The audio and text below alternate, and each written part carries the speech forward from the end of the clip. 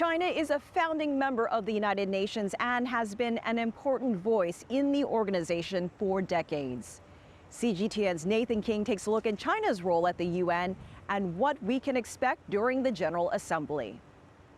The People's Republic of China has been a member of the United Nations and a permanent member of the UN Security Council for over 50 years, as some of its contributions are well known.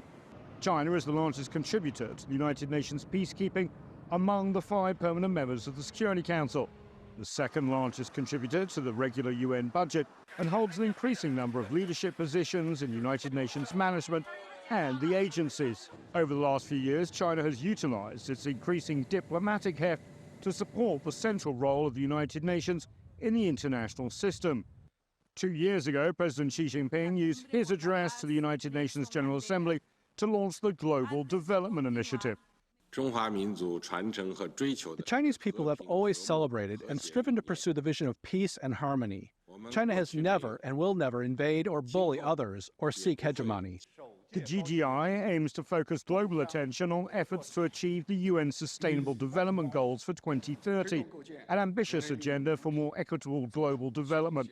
More than 100 nations have backed this initiative, with over 60 formally joining a group of friends of the GDI based at the UN. Last year, China also launched the Global Security Initiative at the Boao Forum, a new vision of security for the planet that moves away from confrontation to one of partnership, resolving conflicts through negotiation and consultation, revolving around the concept of indivisible security. We need to implement the GSI to uphold the vision of common, comprehensive, cooperative, and sustainable security, reject taking sides, block confrontation, and a new Cold War, and address differences and disputes through peaceful means to jointly uphold world peace and tranquility.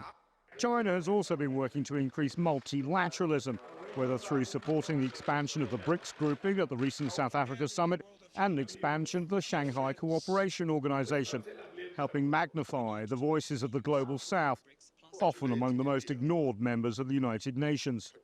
China has also increasingly spoken out against so-called minilateralism, such as the Quad grouping of the US, Japan, Australia and India, or the narrow security pact dubbed AUKUS, which will spread nuclear submarine technology among the preferred partners of the US, Australia and the United Kingdom.